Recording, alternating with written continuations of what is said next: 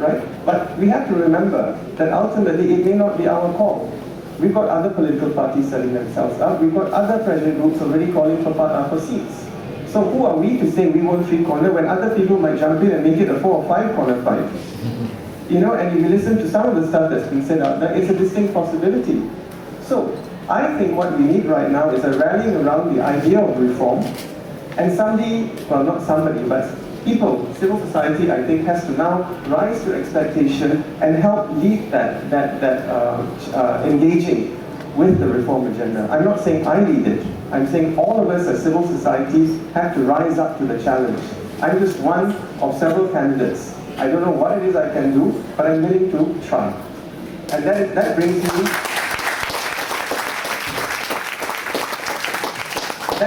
to this very fundamental point, you know, with dealing in such, with respect, with such broad, sometimes almost amateurish ways of looking at things, that we're losing the nuances. And it's in the nuances that we might find a solution that silences one side of extremists as much as it does the other side of extremists.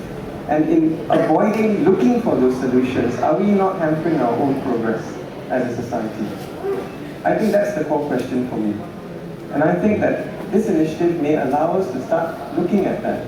And because it's a civil society initiative, I think that ultimately, if it's counterproductive to the reform agenda, I don't think there's anything to stop us from saying, no, we don't think this is a good idea.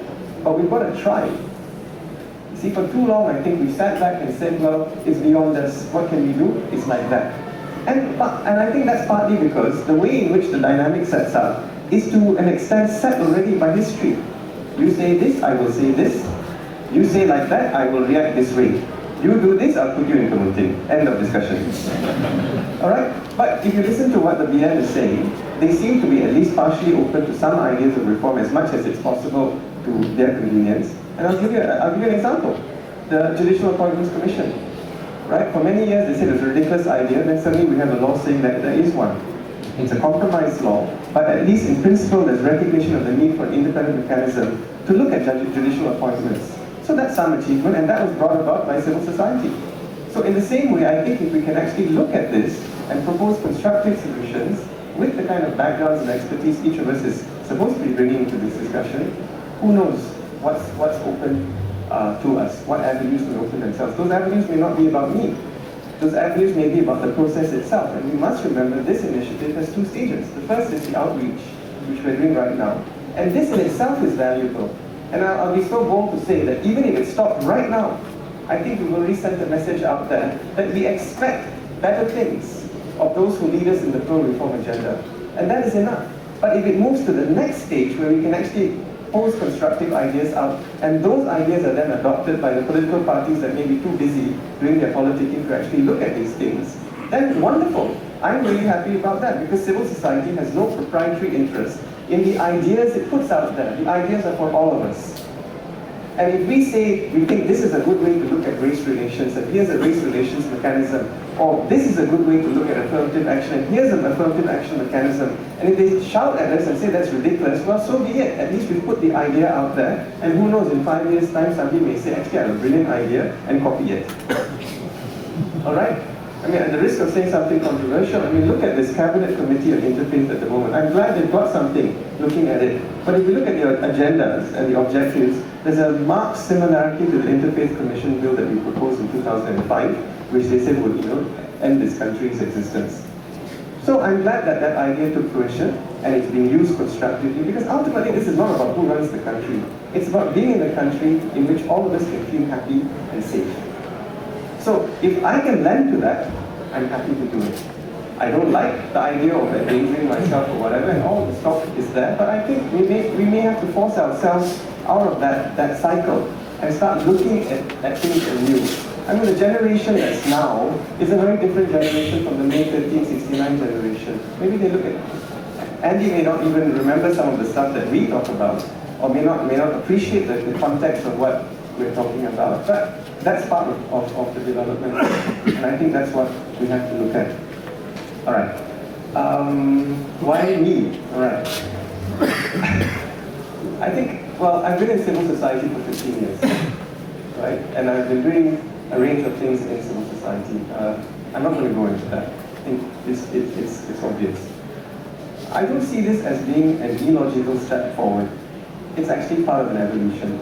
And I think in everything that I've been doing, it's been about public service. This is one form of public service that I can offer. It may be that other forms of opportunities set themselves up where I can serve better. But for the moment, I think looking at the kind of things we're trying to achieve with this, and by we, I mean MCLM as an organization, and then the candidates on the other side, I think I'm prepared to contribute. And I'm prepared to stand up and help to the extent that I can. But I recognize that if I'm counterproductive to the pro-reform agenda, I'm not about to stand on my high horse and say, you know, I insist on standing this thing and regardless of the consequences. So I'm going to give myself a little bit of a window there, right? Let me get it out there right away, straight away, now. Okay? So as part of the progress of this initiative, I've been asked to look at the area of law reform, and I will be doing that. And I'm going to try and put together a team of public-minded individuals, meaning that we won't pay them. And over the next 5-6 days, push these people to give up some of their holiday time to sit down with me to see whether we can actually put together a working model of a Race Relations Act. You see?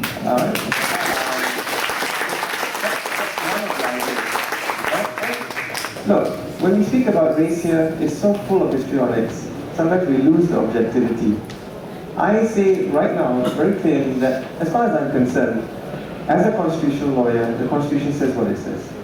Right? So, the Malays and the natives of Sabah and Sarawak have special status. It is there. But we have to see how these things can be balanced, so that all of us actually ultimately, as I said earlier, find a way to move forward constructively and deal with becoming a developed country and in a globalized economy. So, thank you for having given me the opportunity to address you today.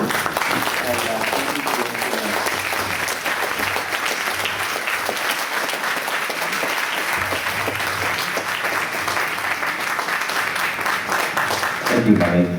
Another round of applause for Ibrahim. He's the first one looking forward, right? And